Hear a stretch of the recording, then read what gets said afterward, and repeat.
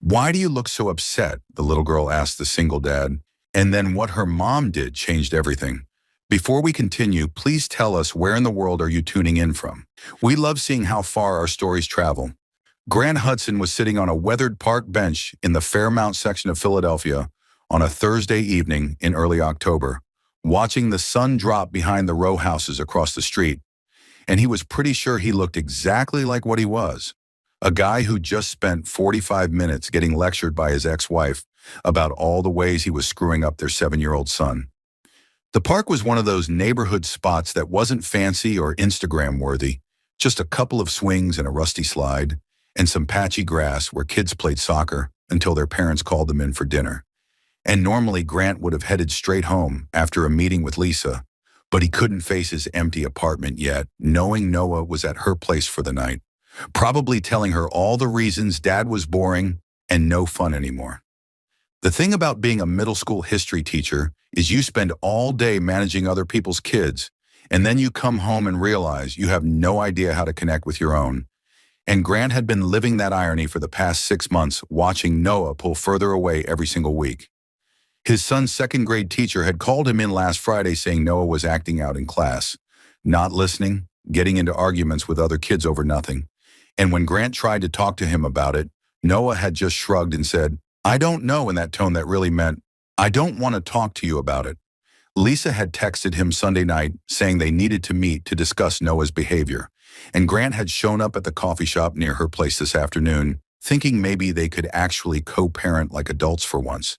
But instead, he'd gotten 30 minutes of her listing everything he was doing wrong. According to Lisa, Grant was too strict about homework, not strict enough about bedtime. Didn't take Noah to enough activities, took him to too many activities that Grant wanted instead of what Noah wanted. And the kicker was when she'd said, "He told me you don't smile anymore, Grant." Kids notice that stuff, and it affects them. He'd wanted to say, yeah, well, divorce does that to a person, especially when your wife leaves you for her coworker and blows up your entire life. But he just nodded and said he'd work on it, because what else are you supposed to say when your ex-wife is probably right? So here he was on a park bench at 6:30 on a random Thursday, looking like somebody had just told him his dog died, which he didn't even have a dog, so that would have been extra depressing, just staring at nothing and trying to figure out where he'd lost the plot with his own kid. Grant didn't notice the little girl walking toward him until she was standing directly in front of the bench with her head tilted to one side like she was studying a museum exhibit. And when he looked down, she had these huge brown eyes and curly hair in 2 pom-pom ponytails, and she was maybe 5 years old wearing a jacket with dinosaurs all over it. "Why do you look so upset?" she asked in that completely straightforward way little kids have before they learn that adults don't always want to answer personal questions from strangers. And Grant was so caught off guard, he actually laughed, which came out more like a surprised bark than actual humor. Before he could figure out how to respond, he heard a woman's voice calling, "Ruby, honey, come back here. We don't bother people sitting alone." And Grant looked up to see a woman speed walking toward them with an apologetic expression already forming on her face. The woman reached the bench slightly out of breath and put her hand on the little girl's shoulder. "I'm so sorry. She has absolutely zero sense of stranger danger and apparently thinks everyone needs a welfare check." Grant shook his head and surprised himself by actually smiling for real this time. "No, it's okay. She just startled me. I was pretty deep in my own head." The little girl, Ruby apparently, was not deterred by her mom's attempt to redirect her and looked up at Grant with total seriousness. "Did you lose your favorite toy? That's why I get upset sometimes, or when I can't have ice cream. But Mama says we can't have ice cream every day, even though I don't understand why not." Grant felt something loosen in his chest, and he looked at this tiny person who just compared his entire mess of a life to losing a toy, and somehow that made it feel less heavy for a second. "Something like that," he said, and his voice came out less rough than it had been.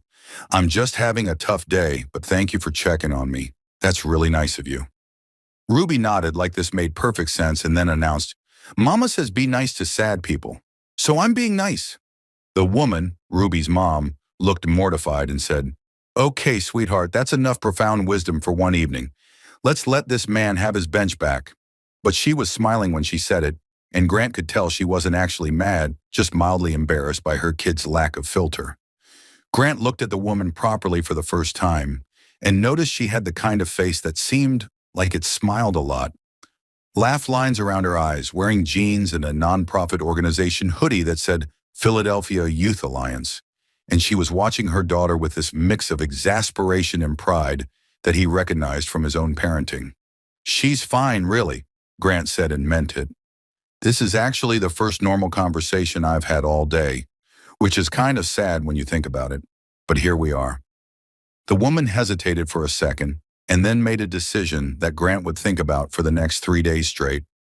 She sat down on the other end of the bench, keeping a respectful distance, and said, "Ruby has this radar for people having bad days.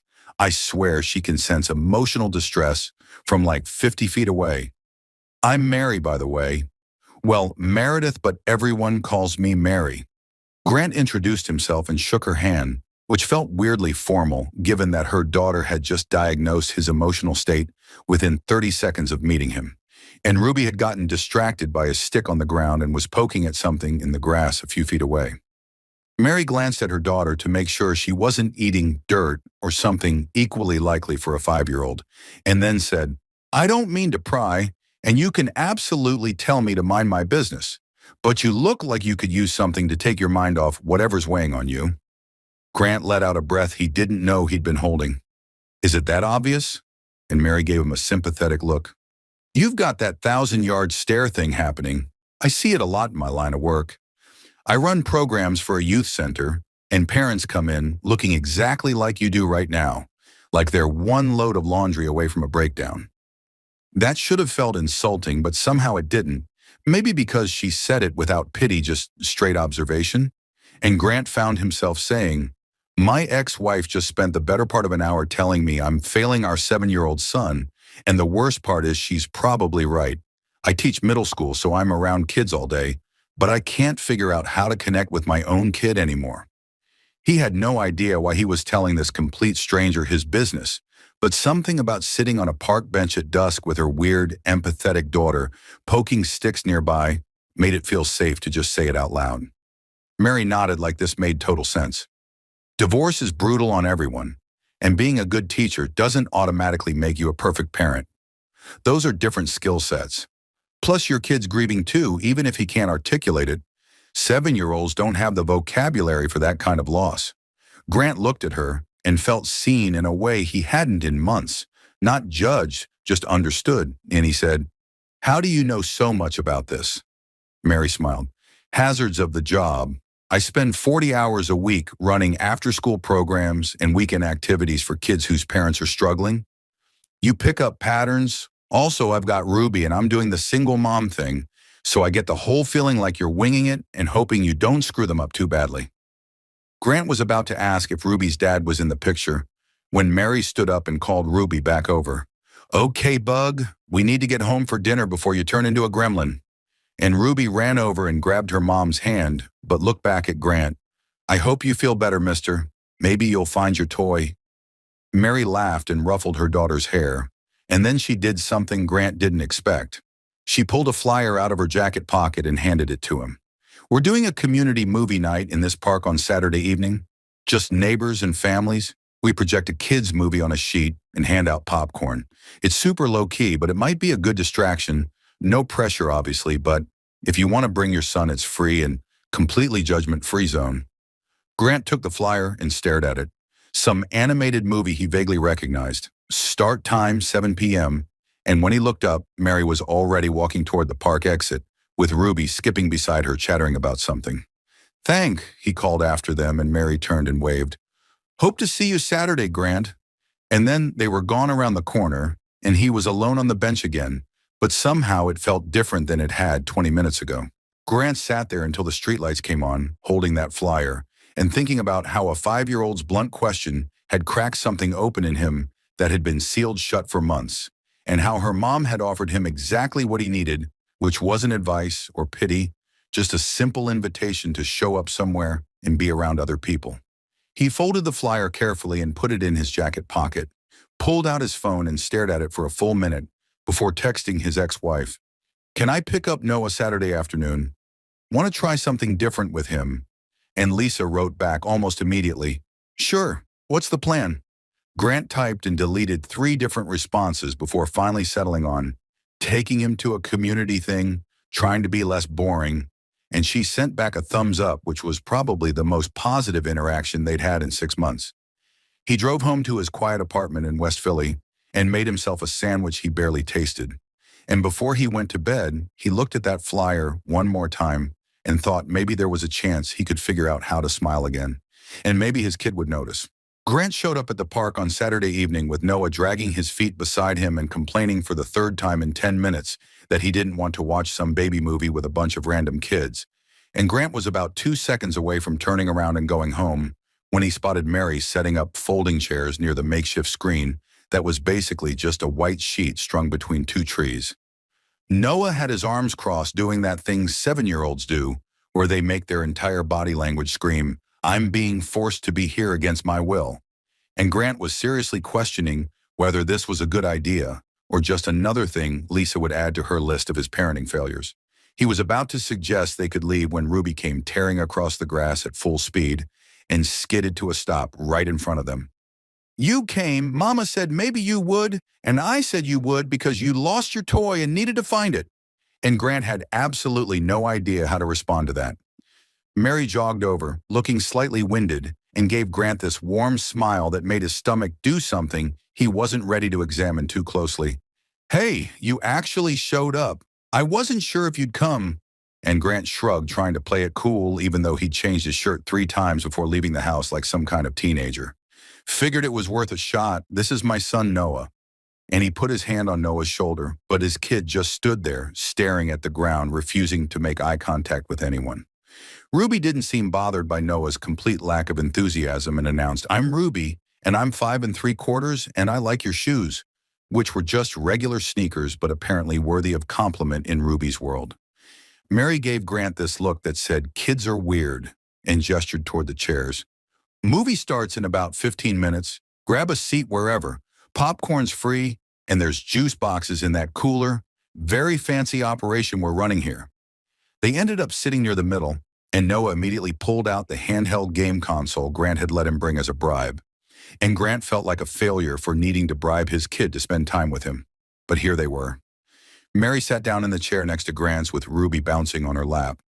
And the park started filling up with families, and the noise level went from quiet to chaotic in about 90 seconds flat. "So how's your week been since Thursday?" Mary asked while wrestling Ruby into actually sitting still. And Grant was surprised she remembered it had been Thursday and that she was asking like she actually wanted to know. "Honestly, pretty much the same. Work was fine. Noah's still not really talking to me about anything that matters. I'm still trying to figure out what I'm doing wrong." And he hadn't meant to be that honest, but something about Mary made him want to skip the small talk and just say real things. Mary glanced at Noah, who was completely absorbed in his game, and lowered her voice.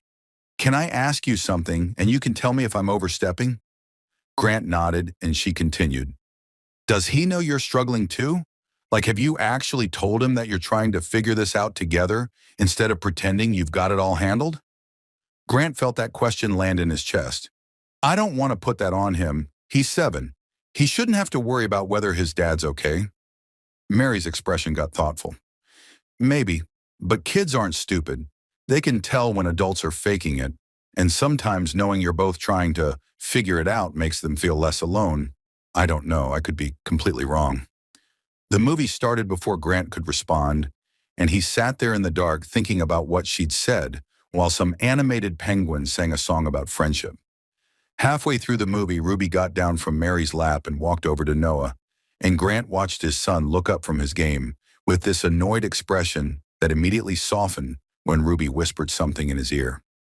Noah actually smiled, a real smile, not the fake one he gave adults, and put his game down to watch the movie with Ruby sitting cross-legged on the grass in front of his chair, pointing at the screen and asking questions that Noah answered with surprising patience. Grant felt his throat get tight watching his kid be gentle with this little girl when he'd been nothing but attitude all week, and Mary leaned over and whispered, "She's got a gift for getting through to people. No idea where she gets it from because I'm awkward as hell." Grant laughed quietly. "You're not awkward. You're the person who invites random sad guys on park benches to movie nights. That's like the opposite of awkward. And Mary bumped his shoulder with hers. Okay, fair point. I'm aggressively friendly, which is probably its own kind of weird. After the movie ended and people started packing up their chairs, Grant helped Mary break down the equipment, even though she insisted he didn't have to. And Noah was showing Ruby how to beat some level on his game, while both kids sat on the grass, completely engrossed. This was really nice, Grant said while folding up the projection screen. I haven't seen Noah smile like that in a while, so thank you. Mary handed him another chair to stack. Well, if you want to see more of that smile, we run programs at the youth center on weekends. It's basically organized chaos, but we're always looking for parent volunteers. And the kids who come are mostly between 4 and 8, so Noah would fit right in. He could help with the younger ones if he wanted. Grant paused mid-fold. You think he'd actually go for that? And Mary shrugged. Only one way to find out. But in my experience, kids respond really well to being given responsibility, makes them feel important.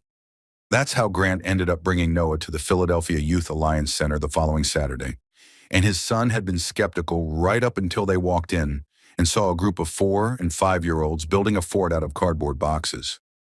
Mary had put Noah in charge of the art station, which was just a table covered in markers and construction paper.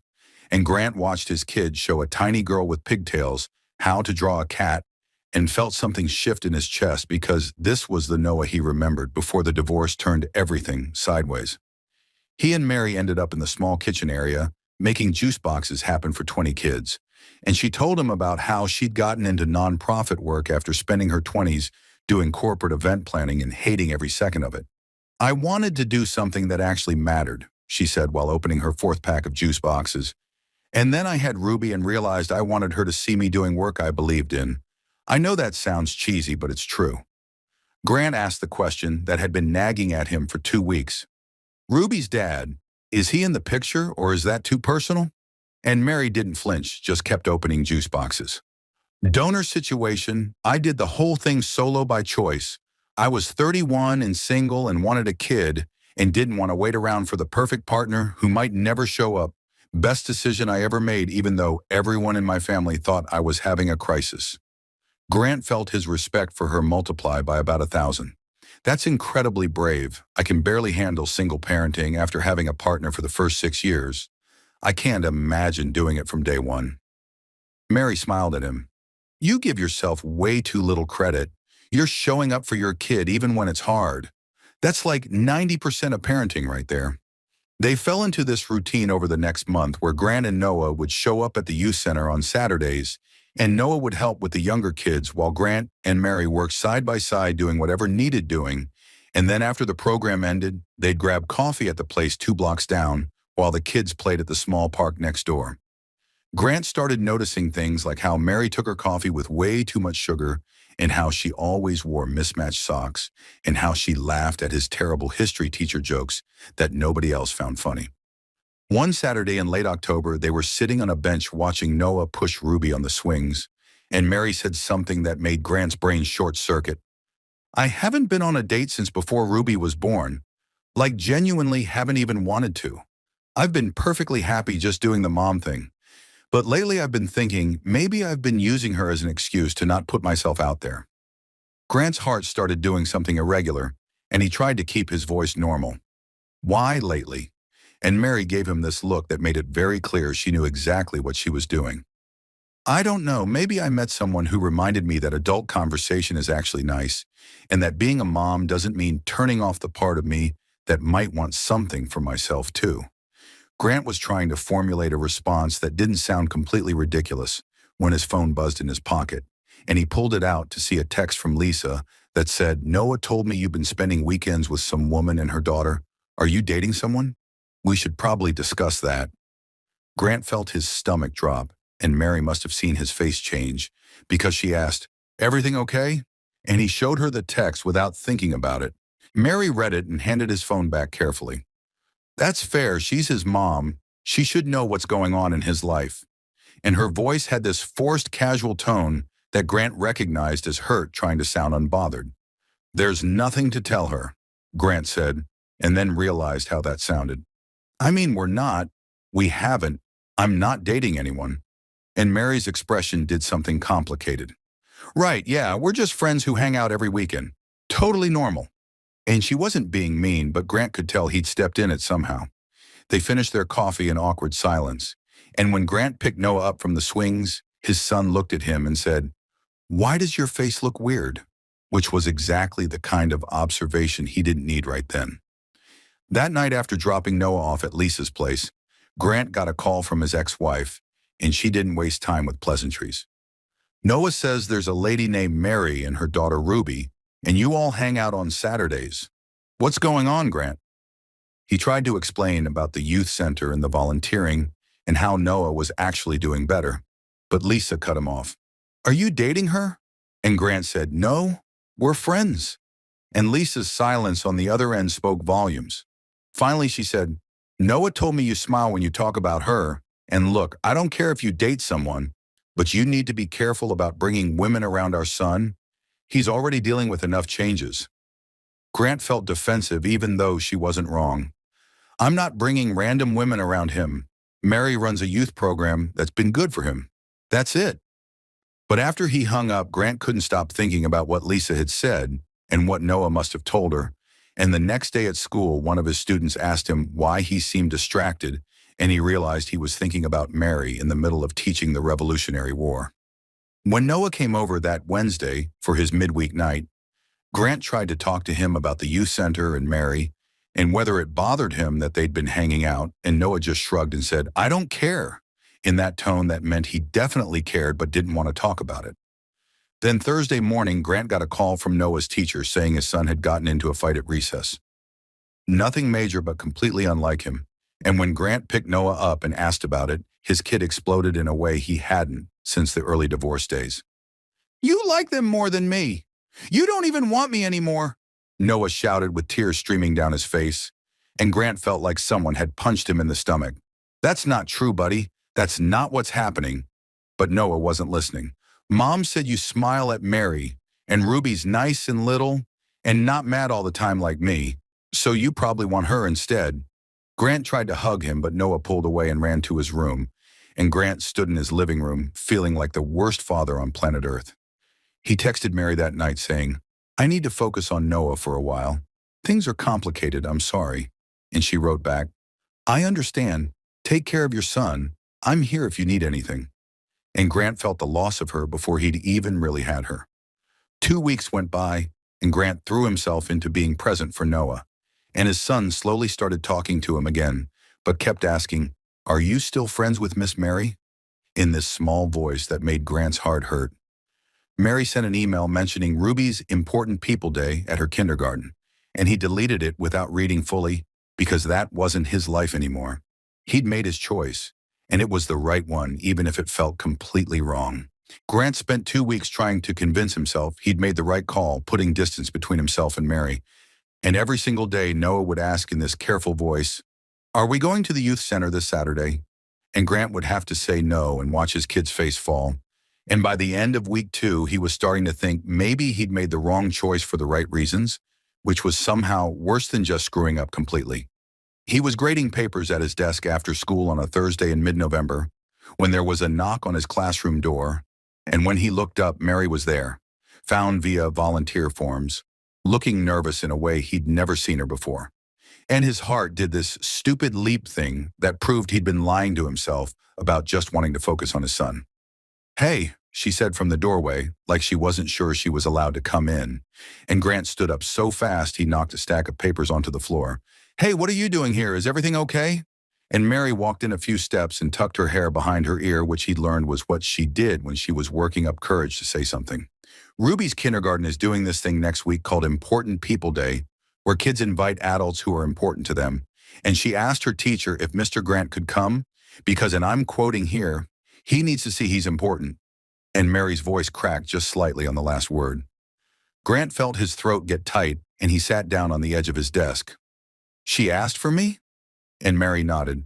"I wasn't going to tell you because I know you need space for Noah, but then I thought about what I'd want someone to do for Ruby if she asked for them, and I decided to show up and ask even if you say no." Grant ran his hand through his hair, and tried to organize the mess of feelings happening in his chest. I can't. Mary, Noah's in a really fragile place right now. He thinks I'm trying to replace him with you and Ruby. I can't just show up at your daughter's school thing when I'm trying to prove to my kid he's my priority. Mary was quiet for a second, and then she did something that reminded Grant why he'd been drawn to her in the first place. She gently pushed back without making him feel like garbage. Can I say something, and you can tell me if I'm out of line? And Grant nodded, so she continued. Maybe Noah needs to see you showing up for people, not just managing him or fixing him.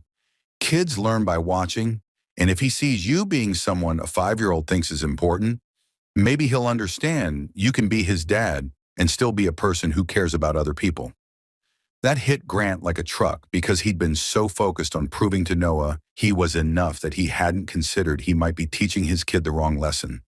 That love was finite, and you had to choose one person over everyone else. I don't know if bringing him to Ruby's school is the best idea, Grant said, but his resolve was cracking, and Mary took another step closer.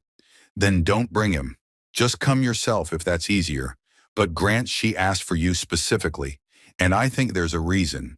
She saw something in you that first night that made her want to check on you, and maybe you showing up for her would teach both our kids something about how people can matter to each other. Grant looked at this woman who'd somehow become essential to his life in less than 2 months. You really think I should come? And Mary smiled. I think Ruby's smarter than both of us combined, and we should probably listen to her. Grant went home that night, did something he should have done weeks ago. He sat Noah down at the kitchen table and had an actual honest conversation instead of just trying to manage his feelings. Buddy, I need to tell you something, and I need you to really hear me, okay? And Noah looked up from his pizza with suspicious eyes but nodded. Grant took a breath. Miss Mary invited me to Ruby's Important People Day at her school, and I wanted to ask you how you'd feel about that before I decided anything. Noah's face did something complicated, and he put down his pizza. Why does Ruby think you're important? You barely know her. And his voice had that edge that meant he was protecting himself. Grant chose his words carefully. Remember that first night at the park when Ruby asked me why I looked upset? I was having a really bad day, feeling like I was failing you, and she made me smile for the first time in weeks. And then her mom invited us to the movie night, and I got to watch you be amazing with Ruby, helping her and making her laugh. And I realized I'd forgotten what it looked like when you were happy. Noah was quiet for a minute and then said in this small voice, I thought you liked them better than me. And Grant felt his heart crack. Noah, look at me. And his son looked up with wet eyes. There is nothing and nobody on this planet more important to me than you. But here's the thing I'm learning. Me being happy doesn't take anything away from you. Actually, it probably makes me a better dad because I'm not just sad and stressed all the time. Noah wiped his eyes with his sleeve. Do you like Miss Mary? Like more than friends? And Grant decided honesty was the only move here. Yeah, buddy, I do. Does that bother you? Noah shrugged. Ruby's annoying, but she's kind of funny, and you do smile more when you talk about them. And I heard Mom tell Grandma you seemed lighter, whatever that means. Grant made a decision that was either brilliant or completely reckless. How would you feel about coming with me to Ruby's school thing? You don't have to, but I think she'd be excited to see you too. Noah thought about it for way longer than Grant expected, and then said, okay, but if it's weird, we're leaving. And Grant laughed. Deal. If it's weird, we bail immediately. The following week, pre-cleared by Mary, Grant and Noah showed up at Ruby's classroom decorated with construction paper flowers and student artwork, and the room was packed with parents and grandparents and people who clearly meant something to these 5- and 6-year-olds. Ruby spotted them the second they walked in, and her entire face lit up like someone had plugged her into an electrical socket. And she came running over and grabbed Grant's hand. You came. Mama said maybe you would, but I knew you would, because you needed to know you're important. She dragged Grant to the front of the room, where there was a chair with his name on a paper sign that was decorated with stickers and extremely wobbly letters. And Noah followed behind, looking around at all the kids and their important people with this interested expression. The teacher had each kid introduce their important person and say why they picked them. And when it was Ruby's turn, she stood up in front of everyone and pointed at Grant. This is Mr. Grant, and he's my friend. who was sad but smiles now. I met him at the park and asked him why he was upset. And then he came to movie night and now he's happy. Mama says sometimes people just need someone to notice them, and I noticed him. Grant had to blink really hard to keep from crying in a room full of kindergartners. And when he looked over at Mary, who was standing against the wall, she was definitely crying and not bothering to hide it. After the presentations were done and the kids got cookies that turned them all into sugar-fueled chaos, Noah pulled Grant aside near the coat hooks. "Ruby really thinks you're important, huh?" And Grant nodded. "Apparently so. Pretty cool, right?" Noah was quiet and then said, "You looked different when she was talking about you. Like you weren't sad dad. You were just regular dad." And Grant had no idea 7-year-olds were that observant. They left the school and Grant offered to buy Noah ice cream, even though it was 4 in the afternoon and would ruin dinner. And while they were sitting in the booth at the ice cream place, Noah asked, "So are you going to ask Miss Mary to be your girlfriend or what?" And Grant nearly choked on his cone. "I don't know, buddy. Would that be okay with you?" And Noah shrugged in that way kids do when they're trying to act casual about something that matters. "I guess Ruby's kind of silly, but she makes you laugh, and you don't look sad anymore when we hang out with them. So yeah, it's okay." Grant texted Mary that night after Noah went to bed. "Thank you for pushing me to come today. Ruby's right about a lot of things, including the fact that I smile more because of you two. Can we talk soon?" And Mary responded within seconds. "Tomorrow night. I can get a sitter. We could actually have a conversation without kids interrupting every 30 seconds. And Grant felt nervous and excited in a way he hadn't since he was a teenager. They met at a quiet restaurant in Fishtown, and for the first time since they'd met, they were just two adults sitting across from each other without the safety net of their kids as buffers. And Grant reached across the table and took her hand. "I'm sorry I pulled away. I was scared of screwing up with Noah again, and I thought the only way to fix it was to choose between you and him. But he helped me understand that's not how it works." Mary squeezed his hand. "I get it. Being a parent means they come first. I would have done the same thing if Ruby needed me to." And Grant shook his head. "But that's the thing. Noah didn't need me to cut you out. He needed me to be honest with him about what was happening and let him have a say. And when I actually did that, he was okay with it. Better than okay, actually." They talked for 2 hours about what it would look like to actually date while parenting and taking things slow so the kids could adjust. And when Grant walked Mary to her car, he kissed her for the first time, and it felt like something clicking into place that he hadn't even known was out of alignment. 5 months went by, and Grant and Mary figured out how to blend their lives without forcing it. Sunday dinners became a regular thing where Noah would teach Ruby increasingly complicated handshake routines, and the adults would cook together and pretend they knew what they were doing. Noah's teacher called Grant in February to tell him his son had done a complete turnaround, participating in class, making friends.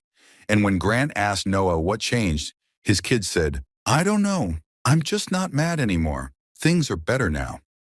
One Saturday in early May, Grant suggested they all go back to the park where this whole thing started, and they ended up at the same bench where Ruby had first asked her question 7 months ago.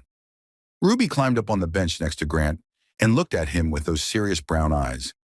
"Are you still upset, Mr. Grant? Did you find your toy?" And Grant pulled her into a side hug. "No, Ruby, I'm not upset anymore. And I did find something I lost. I found out how to be happy again. Thank you for asking me that question." Noah was pushing Ruby on the swings a few minutes later, and Mary leaned against Grant's shoulder. "That little girl changed both our lives by being nosy at exactly the right moment," and Grant kissed the top of her head. "Best nosiness that ever happened to me." Sometimes healing doesn't start with big dramatic moments or perfect timing. Sometimes it starts with a 5-year-old asking why you look sad, and her mom deciding you're worth inviting to a movie night. Grant had thought he needed to choose between being a good dad and having his own life. But Ruby and Mary taught him that showing up for people and letting them show up for you is actually what makes you whole. If this story reminded you that simple kindness from unexpected people can change everything, and that kids see things adults miss when we're too stuck in our own heads, hit that subscribe button and share this with someone who needs to remember that healing is possible. Drop a comment about where you're watching from and tell us about a time a stranger's kindness changed your day. We love hearing your stories. Thanks for being here with us. And remember, sometimes the best thing you can do for your kids is let them see you choosing happiness.